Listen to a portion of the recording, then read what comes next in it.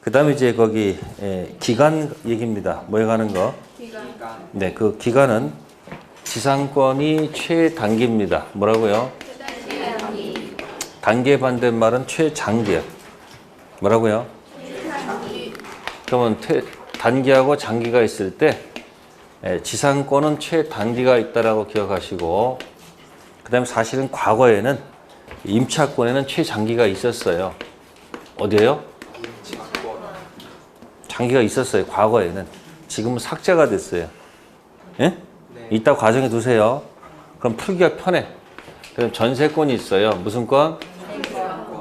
중간에 낀 게 있으니까 여기는 뭐도 있고 단기도 있고 장기도 있다. 이렇게 기억하세요. 그럼 기간이 편해질 거예요. 기간 약정했습니다. 지상권은 뭐라고요?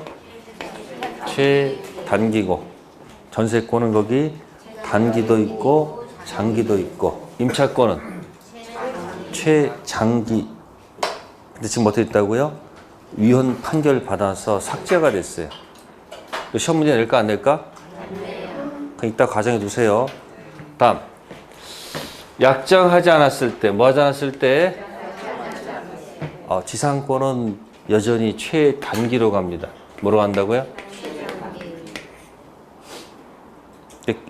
굉장히 기간은 뭐 하는 거예요? 보장해 주는 거예요.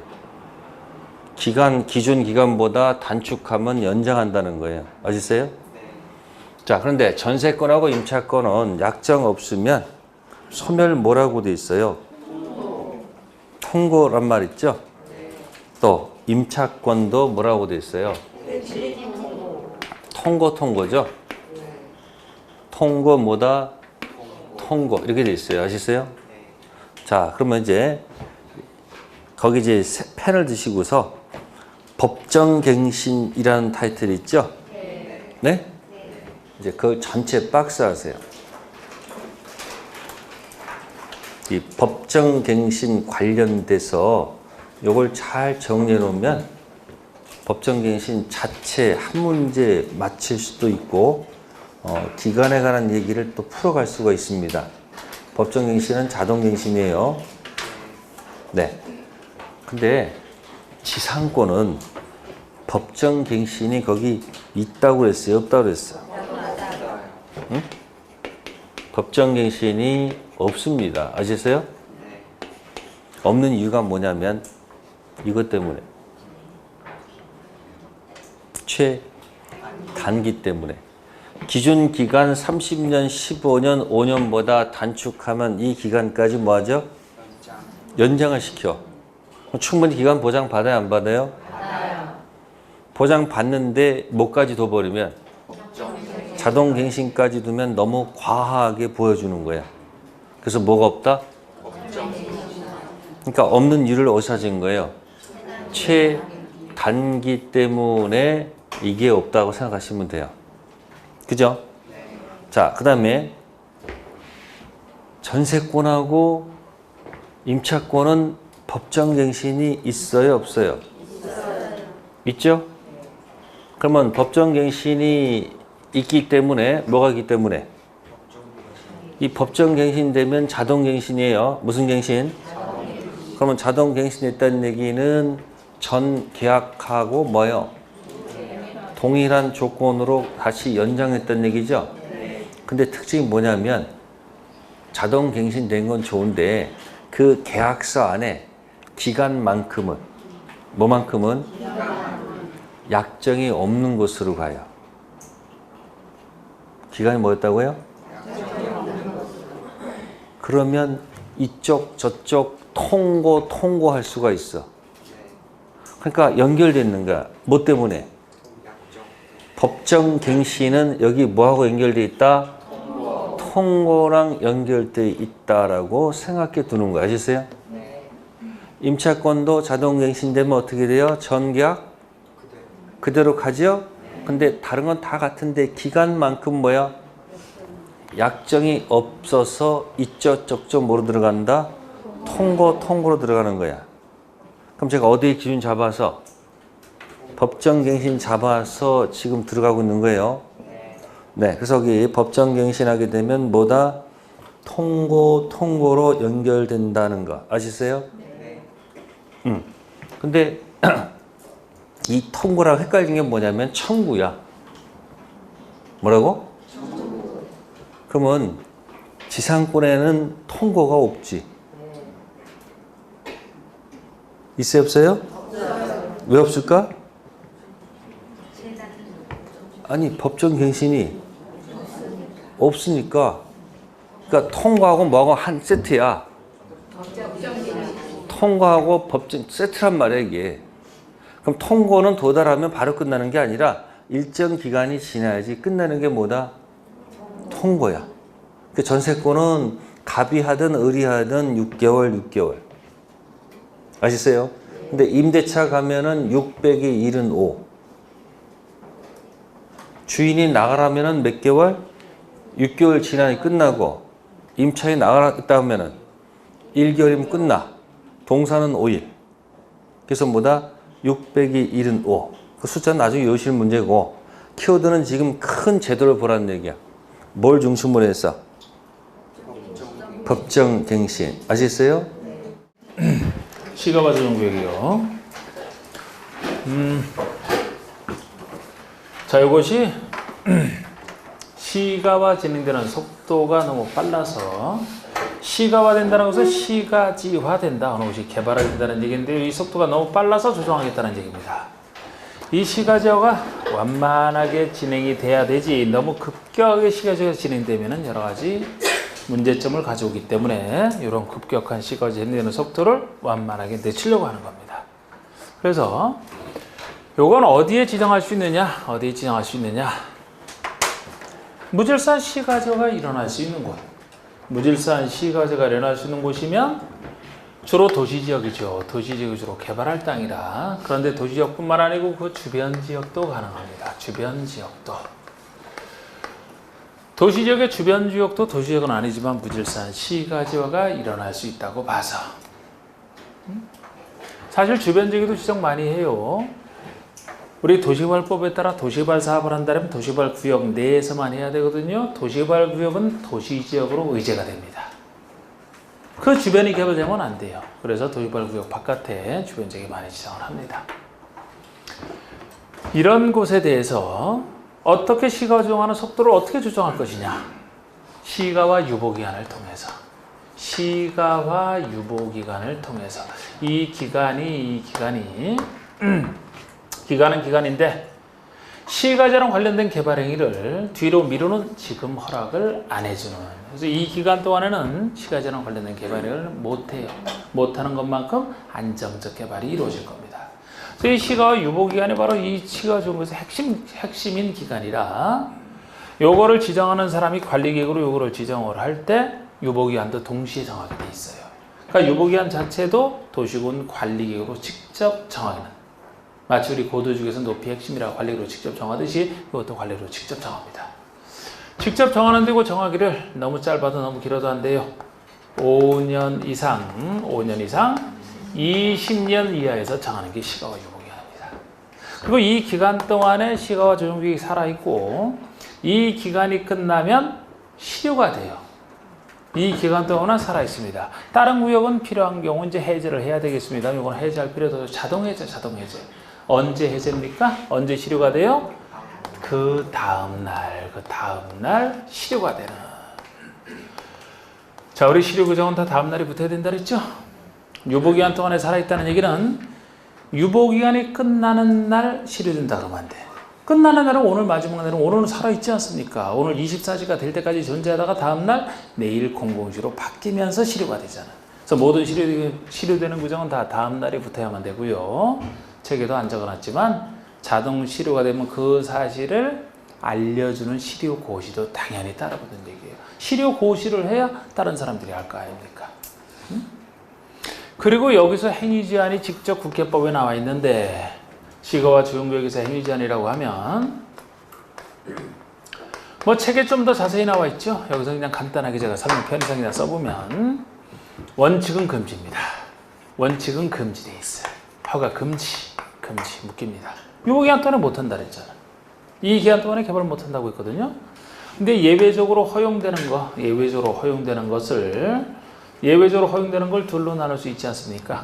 항상 공적 개발행위, 사적 개발행위. 그래서 공적 개발행위가 도시군계획 사업, 도시군 계획 사업에 속하는 개발행위냐 아니냐, 기타 개발행위냐, 이렇게 둘로 나눠서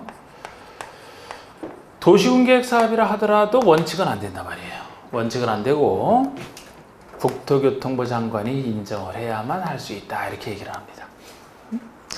이 도시계획 사업도 주로 지방에서 하는 사업인데요. 시가와 지방구에서 사업을 한다면은 국토교통부 장관이 불가피성을 인정해야만 할 수 있다는 거예요. 굉장히 까다로운 거지. 또 기타 개발행위라면 보통의 개발행위 허가, 특광지자체가 허가를 받아 하는 걸 얘기하는데요. 무엇을 예외적으로 허가받을 수 있느냐, 이것도 원칙이 금지되어 있다고 했기 때문에 예외 인정하는 사유는 공법에서는 어디나 비슷합니다. 예외 인정하는 사유 자체는 비슷해요. 처리가 다르지. 주로 농업인의 어떤 생업에 관련된 거, 농업인의 생업에 관련된 거, 먹고 사는 일 예외 인정합니다. 공익에 관련된 것도 공익을 위하기 때문에 주로 예외를 인정을 해요. 공익에 관련된 것도. 그리고 경미한 것도 예외를 인정하지 않습니까? 경미한 건 경미하니까. 그래봤자 허가를 하는 거예요, 최소. 만약에 다른 데서 보통 개발행위를 허가받아서 할 수 있다고 규제를 한다면 예외 인정하는 이런 사업은 허가 없이 할 수 있거나 신고 뭐 이런 식으로 이제 취급이 달라집니다. 근데 여기는 원칙이 안 되기 때문에 다른 건 다 안 되고 예외 인정하는 사업이라고 해봤자 최소가 허가가 돼요. 아주 굉장히 까다로운 것을 얘기합니다. 무엇이 생업 공익 경미한지는 그냥 느낌 잡아서 봐야 되는데, 생업 중에서는 어떤 경우에도 주택의 최소, 주택의 신축은 안 될 정도로, 이게 농업인 주택이라 하더라도 신축은 안 될 정도로 까다로운 곳이다. 뭐 이 정도만 따로 해도 최소화시킨 거죠, 이거는. 자, 반환채무 이행보장 제도 갑니다. 요게 뭐냐면 현실에서 보면 거래할 때 매도인이 있고 매수인이 있고 이렇게 하는데, 이제 과정을 보면 계약금 주고 그 다음에 중도금 치르고 그 다음에 잔금 치르고 이런 식으로, 그 다음에 이제 잔금까지 다 주면 돈 받아 먹었잖아요. 등기에 필요한 서류를 건네줍니다. 등기 권리증 이런 거. 그러면 등기 내요. 그럼 소유권 취득해요, 이렇게. 근데 중간에서 부동산 사장님인 개공이 자 어떻게 해요? 소개하죠, 이렇게. 자, 이런 과정인데 이때 B가 계약서에 도장을 찍으려고 딱 하다가 안 찍어. 왜 그러냐 보니까 이 부동산에 대해서 보니까 가압류 등기가 돼 있고 압류 등기도 4개가 돼 있고 막 그래요. 등등등등. 하여간 이게 지저분해. 그러니까 이 사람 입장에서는 계약 체결했다가 계약금 날릴 것 같아. 소유권을 못 가져오고 불안해한다 이 말이야. 그래서 망설이니까 그때 부동산 사장님이 막 이렇게 불안해하니까, 그러면 계약금이나 중도금, 잔금을 갖다 직접 주지 맙시다, 우리. 여기다가 직접 주지 말고 중립적 기관에다 계약금, 중도금, 잔금을 딱 놓아놔, 돈을. 그랬다가 완벽하게 서류가 넘어와서 등기나면 그때 비로소 가져가게 하고, 만에 하나 이행이 안 되는 상황이 발생하면 그때는 그냥 찾아가시라, 이렇게. 그렇게 되면 원상 회복이 쉬우니까 계약금 뜯기지 않게 되겠죠. 그러니까 원상 회복이 쉽게 한다면 여기도 이제 불안감 없애서 계약을 체결할 수 있고 도장 찍겠죠, 이렇게. 그러니까 중립적 기관에 이렇게 묻어놓은 게 필요하다. 물론 이제 이 돈을 관리해주는 사람이 필요할 겁니다. 그걸 예치 명의자라고 그래요. 통장 명의인. 그래서 이 돈을 넣어놓고 있는 그 기관을 예치기관이라고 그래요. 예치기관. 그러니까 예치 명의자 이름으로 통장을 만들어서 돈을 요 금고에다 넣어놓읍시다. 그랬다가 이행이 되면 이렇게 가져가게 하고, 안 되면 찾아가게 하고, 이렇게. 이런 제도가 필요합니다, 사실은. 가끔씩 부동산 사장님이 그 역할을 해가지고 돈을 딱 맡아두는 경우가 있어요. 그래서 여기가 완벽하게 뭐 할 걸 하면 그때 주는 걸로, 그런 조건이 있단 말이에요. 그게 이 제도하고 비슷해요. 요게 이제 예치 제도라고 하는 거예요. 그러니까 묻어놓는 제도다. 예치 제도. 예. 핵심은 뭐냐면 주인공이 예치 명의자예요. 그러니까 예치 명의자 이름으로 통장을 만들어서 예치 기관에다가 계약금, 중도금, 잔금을 넣어놓고 관리하도록 합시다. 이렇게 하는 거예요. 그럼 이제 자, 첫 번째 중요한 거 나왔습니다. 예치 명의자를 매년 물어봐요. 물론 이게 요 반환점 이행 보장 제도가 매년 나오는 건 아닙니다. 한 3번 정도 시험을 보면 2번 정도 나오는 정도니까 매년 한 문제 이 정도는 아닌데 비중이 어느 정도는 있죠. 예치 명의자가 될 수 있는 사람이 누구냐면 지금 가로 2번을 별표하셔야 돼. 자, 예치 명의자는 일단 개공이 될 수 있어. 부동산 사장님. 그 다음에 가로 2번에 보면 대통령령에서 나오는 사람 6명이 또 될 수 있어. 대통령령으로 정한 사람 여기는 자 6명이 누구냐? 은행이 들어가고요. 은행. 그 다음에 공제사업자가 들어갑니다. 거기서 얘기한 공제사업자는 바로 누구냐면 중개사협회를 가리켜요. 그래서 만약에 공제사업자라고 안 나오고 공인중개사협회라고 나와도 같은 뜻이에요. 공제사업자. 그 다음에 신탁업자도 관리해주는 사람이 될 수 있어요. 그 다음에 보험회사도 될 수 있어요. 보험회사. 그 다음에 또 누구도 될 수 있냐면 자 채신관서도 될 수 있다. 채신관서가 우체국이에요. 그 다음에 마지막이 이행, 대행을 전문으로 하는 회사, 에스크로 회사, 이행, 대행 전문회사까지 보면 총 6명. 개공까지 치면 7명이 됩니다. 그래서 은, 공, 신, 보, 채, 전 이렇게 총 7명. 자, 그런데 예치 명의자가 죽었다 깨어나도 될 수 없는 경우가 있어요. 자, 누구냐면 바로 소공입니다.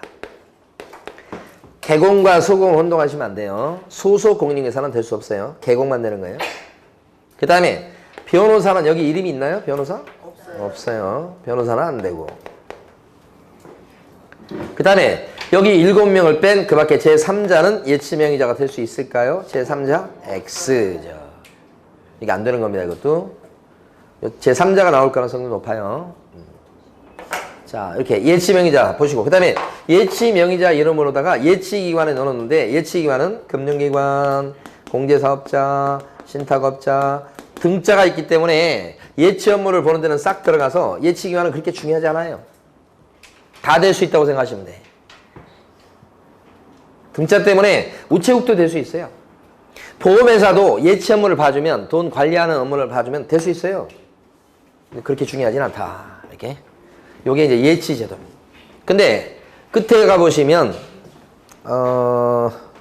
우리 교재는 다음 페이지로 넘어가 있네요. 가로 5번에 보면 가로 5번에 예치 기한 별표하시고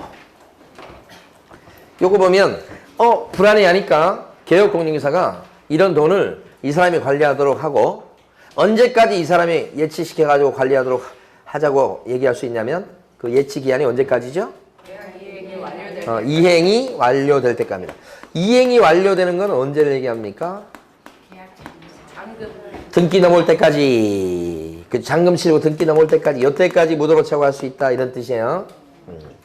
요것을 가로 5번을 계약 체결이 완료될 때까지 하면 안 된다고.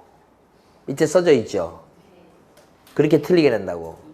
계약 체결이 완료될 때까지 무도로차고 권고하는 게 아니고 이행이 뭐요? 완료될 때까지. 자, 그러면 다시 앞쪽으로 오십니다. 이 제도는 가만히 보면 이 사람이 하도 불안해하니까 개업공인중개사가 중간에서 자, 두 번째 갑니다. 자, 이 제도를 이용해서 여기다 좀 묻어놓으면 어떻게 했냐라고 권고할 수 있다라고 조문이 되어 있어요. 제일 위에 박스에 가시면 63페이지 넘어왔죠? 예치 권고제에 대해서 제일 위에 박스에서 보면 파란색 박스 거기 보면 끝부분에 거래 당사자 보고 뭐요? 권고할 수 있다 밑줄로 되어 있죠? 이게 두 번째 포인트. 권고 제도니까요. A하고 B한테 얘기했을 때 A도 오케이, B도 오케이. 합의가 있을 때만 이용할 수 있습니다. 합의. 그래서 합의 시에만 이용할 수 있다는 뜻입니다. 권고니까. 둘 중에 한 사람이라도 노 하면 이용 못합니다. 둘 다 오케이 해줘야 돼. 그러니까 이 제도는 중요한 게 반드시 강제적으로 이용하게끔 만들어 놓은 제도가 아니에요. 강행 규정이 아닙니다. 이 방금 전에 읽은 부분이 강행 규정이 아니에요. 권고해 볼 수 있겠다. 오케이, 오케이. 그러면 그때 이용할 수 있는 거예요. 그 다음에 또 한 가지. 할 수 있다고 돼 있으니까 개업공인중개사가 이 사람이 그렇게 불안해하는데 이 제도를 소개 안 시켰어요. 그래도 개공은 법 위반이 아닙니다. 권고할 의무가 있는 건 아니에요. 권고 뭐래요? 할 수 있다. 그래서 개업 공인인증서의 의무사항은 또 아니다. 이런 거지. 그래서 밑에 보면 가로 1번 성격에 나와 있는 1번, 2번, 3번 세 개 꼭 알아두셔야 됩니다. 그러니까 두 번째 우리 공부할 것은 성격을 알아두셔야 돼요. 권고할 수 있다. 첫 번째는 뭐였죠 아까? 예시명의자 7명 암기하는 거. 그죠. 자, 그 다음에 이제 넘어가셔서 101쪽을 보겠습니다. 소유권 보존 등기가 나와 있는데요.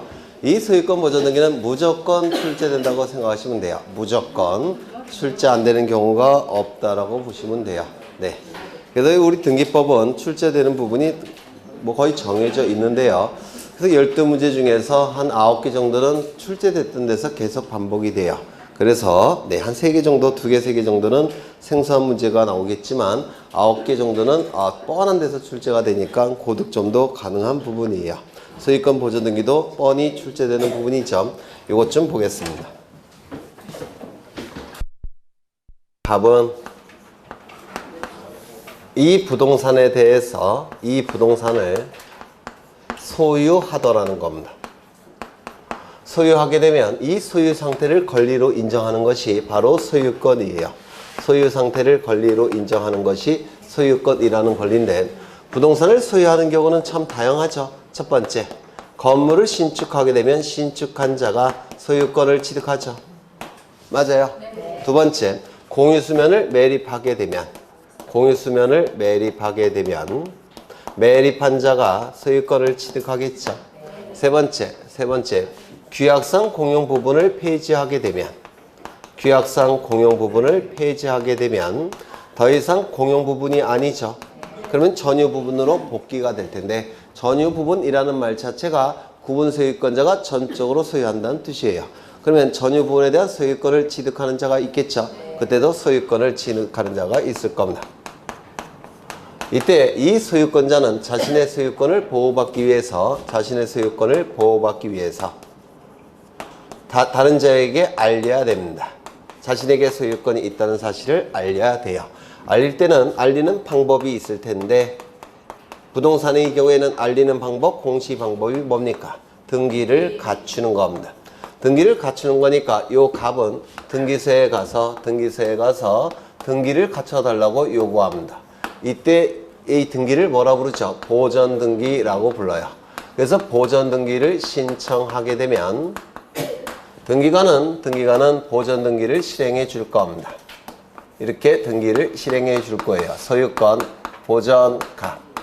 그런데 이때 이 신청인이 등기를 신청하는 사람이 등기부의 보전 등기 명의인으로 기록이 되겠죠.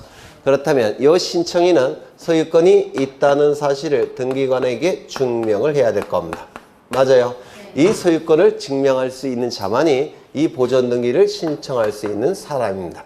그래서 소유권을 증명할 수 있는 자만이 보전 등기를 신청할 수 있는 사람인데 소유권을 증명할 수 있는 자는 누가 있느냐면 첫 번째 대장에 최초의 소유자로 등록된 자. 이거 외우셔야 돼요. 대장에 최초의 소유자로 등록된 자. 그 상속인 그 밖에 포괄 승계인은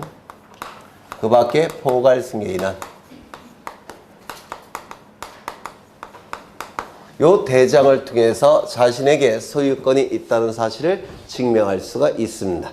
이 대장은 국가기관이 만들어주는 자료죠. 국가기관이 만들어주는 자료이기 때문에 국가기관이 대장을 통해서 소유권을 증명해 준 겁니다. 따라서 소유권을 증명할 수 있으니까 보전 등기를 신청할 수 있게 되고 그리고 등기부에 등기가 되게 될 겁니다. 두 번째 확정 판결에 의해서 소유권을 증명하는 자도 보전 등기를 신청할 수가 있는데 확정 판결은 누가 해주는 겁니까? 법원이 해주는 것이죠.